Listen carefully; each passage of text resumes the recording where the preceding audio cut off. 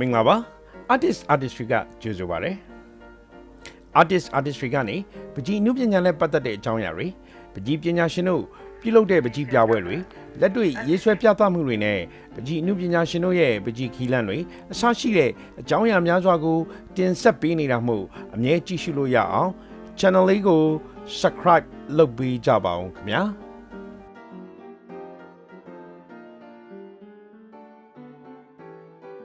ဒီနေ့ရဲ့အကြောင်းအရာကတော့ရေစည်းပကြီးပညာရှင်ဦးခမောင်ဆန်းရေးသားထုတ်ဝေခဲ့တဲ့ရေစည်းအကြည့်ရေးဆွဲနည်းစာအုပ်မှာပါရှိတဲ့ treatment 6 မျိုးထဲမှာ wet method လို့ခေါ်တဲ့ရေစည်းအဆိုရေးသားနည်းမှာသုံးစွဲတဲ့ treatment 3 မျိုးအကြောင်းကိုတင်ဆက်ပေးမှာပါ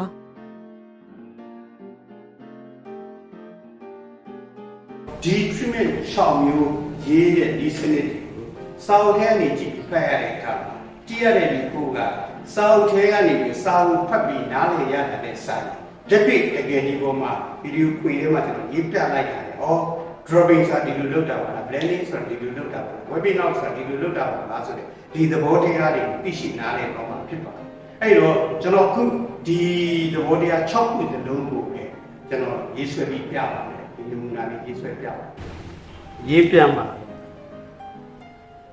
drawing လို့ခေါ်တဲ့ဆက်ချခြင်းဖြစ်ပါတယ်ဒီအဆက်ချခြင်းနည်းမှာရေပေါ်ကိုဆေးဆက်ချတဲ့နည်းဆေးပေါ်ကိုဆေးဆက်ချတဲ့နည်းဆေးပေါ်ကိုရေဆက်ချတဲ့နည်းဆိုပြီးတော့အဆက်ချခြင်းနည်းမှာမျိုးမျိုးရှိတယ်အဲ့တော့ခုရေးပြတဲ့နည်းကရေပေါ်ကိုဆေးဆက်ချတဲ့နည်းဖြစ်တယ်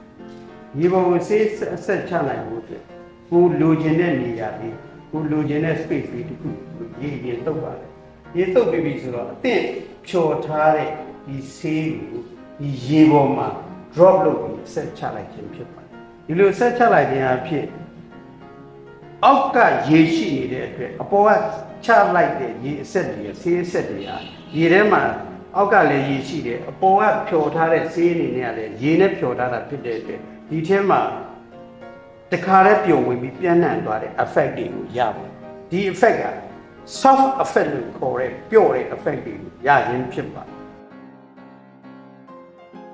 နောက်တစ်နည်းရေးမှာကတော့ဆေးပေါ်ကိုဆေးဆက်ချခြင်းဖြစ်ပါတယ်ဆေးပေါ်ကိုဆေးဆက်ချခြင်းနည်းမှာဒီကိုလိုချင်တဲ့နေရာ space ခုကိုကျွန်တော်တို့ကရေနဲ့ဆေးနဲ့အတူတူကျော်ပြီးတခါတည်းရေကိုပလိမ့်ညီအောင်သုတ်တယ်ဆေးနဲ့ရေနဲ့ကျော်ဆက်ထားတာကိုလည်းပလိမ့်ညီအောင်သုတ်ပါပလိမ့်ညီအောင်သုတ်ပြီးတော့ဒီဆေးဆက်ထားတဲ့အပေါ်မှာပဲကျွန်တော်တို့ကဆေးကိုထပ်ပြီးတော့အဆက်ချမှာဖြစ်ပါတယ်ဆေးကိုထပ်ပြီးအဆက်ချတဲ့နေရာမှာအယောင်တူညီတဲ့ဆေးကိုပဲဖြစ်ဖြစ်အယောင်မတူတဲ့ဆေးကိုပဲဖြစ်ဖြစ်ကိုရေးထားတဲ့ရင်းနဲ့ဆေးနဲ့ရောထားတဲ့ဆေးပေါ်မှာဆေးကိုလူအဆက်ချခြင်းဒီအဖြစ်ရေးဆွဲခြင်း dropping လို့ခေါ်တဲ့အဆက်ချခြင်းဖြစ်ပါတယ်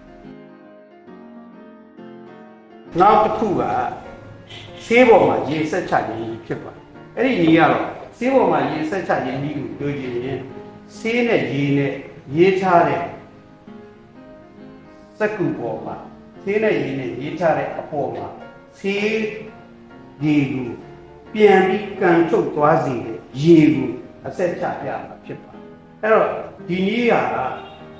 လေ့ကျင့်ထားခြင်းအဖြစ်သဘာဝတရားမှာရှိနေတဲ့တိမ်တွေသဘာဝတရားမှာမြင်နေရတဲ့သဘောတရားတွေကိုဒီနည်းကိုသုံးပြုခြင်းအဖြစ်သဘာဝတရားထဲမှာရှိနေတဲ့သဘောတရားတွေရရှိမှာဖြစ်ပါတယ်။အဲဒီလိုရရှိဖို့အတွက်ဝဲမဝင်ခင်အပြင်ကကျင်းပဆိုတာမျိုးပဲဒီဆေးနဲ့ရေနဲ့ပြန့်နှံ့သွားတဲ့ပြန့်နှံ့မှုဆေးနဲ့ရေနဲ့ရှိနေတဲ့အနေအထားဆေးနဲ့ရေနဲ့ရောက်ရှိနေတဲ့အနေအထားပေါ်မှာကိုလိုချင်တဲ့အဆင့်ကိုလိုချင်တဲ့နေရာကိုရောက်အောင်လုပ်ကိုင်ဆောင်နိုင်ခြင်းဖြစ်ပါတယ်။အဲ့တော့ကောင်းပြီကျွန်တော်တို့ကဒီပေါ်မှာဆေးတင်ထားတဲ့ပုံမှာရေဆက်ချမယ်ဆိုတဲ့အခါကျတော့ရေကြည်ကြည်တန့်တန့်ကိုသုံးဆွဲပြီးတော့ကျွန်တော်ဆေးပေါ်မှာရေဆက်ချမှာဖြစ်ပါတယ်။ချတဲ့အခါမှာဆေးနဲ့ရေနဲ့စက္ကူပေါ်မှာတွဲဆက်နေတဲ့အချိန်မှာပဲ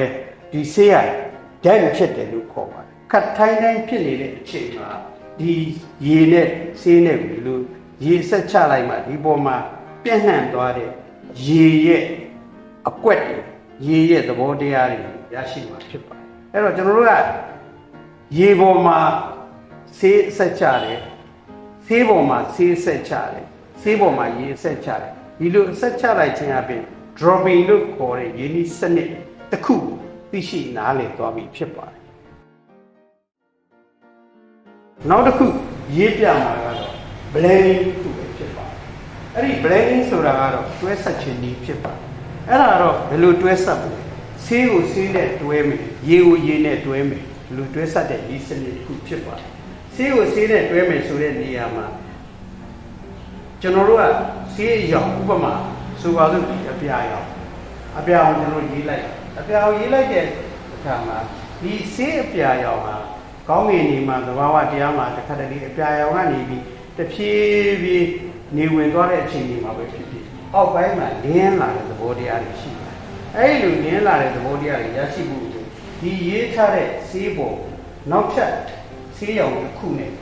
ကျွန်တော်တွဲဆက်ရေးမှာဖြစ်ပါတယ်အဲ့ဒီဆေးရောင်တစ်ခုနဲ့တွဲဆက်ပြီးရေးတဲ့အခါမှာပထမရှိနေတဲ့ရေရဲ့အနေအထားနဲ့နောက်ထပ်တွဲဆက်တဲ့ရေရဲ့အနေအထားမှန်ကန်နေမှုလိုအပ်ပါတယ်အဲ့ဒီလိုမှန်ကန်နေမှတွဲဆက်တဲ့အခါမှာလှပတဲ့အနေအထားလေးတစ်ခုကျွန်တော်တို့ရရှိသွားမှာဖြစ်ပါတယ်အဲ့ဒီလိုတွဲဆက်တဲ့အခါမှာဒါဆေးကိုဆေးရောက်နဲ့တွဲဆက်တဲ့နည်းဖြစ်ပါတယ်ဆေးကိုဆေးရောက်နဲ့တွဲဆက်တဲ့နည်းမှာဒါကအပြာနဲ့ကျွန်တော်တို့အနီရောင်နဲ့တွဲဆက်ခြင်းဖြစ်ပါတယ်အခုနေဝင်ချိန်တွေထွက်ချိန်တွေမှာဘဝနဲ့အနီနဲ့တွဲဆက်တဲ့နည်းကိုရေးပြမှာဖြစ်ပါတယ်ဒီလိုတွဲဆက်ခြင်းနည်းမှာဘဝရောင်ကနေတဖြည်းဖြည်းသဘာဝတရားမှာအလင်းရောင်တွေ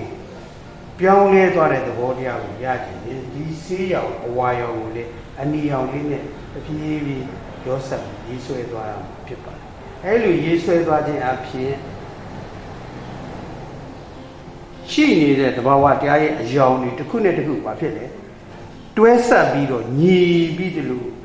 ဖြစ်သွားတဲ့သဘောတရားကိုရရှိမှာဖြစ်ပါတယ်ဒီနည်းကိုတွဲဆက်ခြင်းဒီ blending ကိုဆေးနဲ့တွဲဆက်တယ်အယောင်နဲ့အယောင်နဲ့တွဲဆက်တယ်နောက်တစ်ခုကအယောင်နဲ့ရေနဲ့တွဲဆက်ခြင်းဖြစ်ပါတယ်အဲ့ဒီနေရာမှာဒီဆေးရေးထားတဲ့ဆေးရောင်ကိုဒီဘက်ကနောက်ထပ်ရေးထားတဲ့အယောင်တစ်ယောင်နဲ့ကျွန်တော်တို့ကတွဲဆက်တဲ့အခါမှာဆေးနဲ့တွဲဆက်တာမျိုးမဟုတ်ဘဲနဲ့ရေနဲ့တွဲဆက်ပြီးတော့ဖြည့်တဲ့နည်းတစ်ခုပဲဖြစ်ပါတယ်အဲ့လိုရေနဲ့တွဲဆက်တဲ့အခါမှာရေချောက်အောင်မစောင့်မဲနဲ့ဒီရဲ့နှကမ်းသားလေးတွေ acid သွားပြီးတော့တွဲဆက်တဲ့နေရာမှာအဆင်ပြေသွားအောင်ဆေးရောင်နှစ်ရောင်ရေနဲ့တွဲဆက်တဲ့နည်းပဲဖြစ်ပါတယ်အဲ့ဒီတွဲဆက်တဲ့နည်းကို blending လို့ခေါ်ပါတယ်ဒီလို blending ရပြီ dropping ရပြီဆိုရင်နောက်တစ်ခုရေးပြမှာက Wipping Out ဖြစ်ပါတယ်အဲ့ဒီ Wipping Out ဆိုတာနှုတ်ထုတ်ခြင်းနည်းဖြစ်ပါတယ်နှုတ်ထုတ်ခြင်းဆိုတာသဘာဝတရားမှာရှိနေတဲ့သဘောတရားကွက်လက်ကြံမှုတွေကိုကျွန်တော်တို့ကဒီထဲကနေပြီးနှုတ်ထုတ်ဖို့အတွက်ဆေးတွေကိုရေးထားတဲ့အခါမှာနှုတ်ထုတ်လိုက်တဲ့ဟာဒီခြံပြီးရေးတာတဲ့စာရင်ပိုပြီး soft လို့ခေါ်တဲ့နူးညံ့တဲ့ effect တစ်ခုကိုရစေပါတယ်အဲ့ဒီနူးညံ့တဲ့ effect တစ်ခုကိုရဖို့အတွက်ဒီပေါ်မှာကျွန်တော်တို့က Wipping Out လို့ခေါ်တဲ့နှုတ်ထုတ်ခြင်းနည်းကိုသုံးပြီးတော့ရေးရမှာဖြစ်ပါတယ်အဲ့လိုနှုတ်ထုတ်ခြင်းနည်းကိုရေးပြီးသုံးတဲ့အခါမှာလည်း timing လို့ခေါ်တဲ့အချိန်ကိုစောင့်ရပါတယ်အဲ့ဒီအချိန်ကဘာလဲဆိုရင်ဒီဆေးနဲ့ရေနဲ့စက္ကူပေါ်မှာတွဲဆက်တဲ့အချိန်ခတ်ထန်တန်ဖြစ်တဲ့အချိန်မှာပဲကျွန်တော်တို့ကနှုတ်ထုတ်မှရတာဖြစ်ပါတယ်အဲ့တော့ဒီလိုဖြစ်သွားပြီဆိုရင်ဒီလိုနှုတ်ထုတ်လိုက်တာနဲ့တပြိုင်နက်တည်းကိုလိုချင်တဲ့ space ကိုလိုချင်တဲ့သဘောကိုလိုချင်တဲ့ form ကိုရရှိမှာဖြစ်ပါတယ်အကယ်၍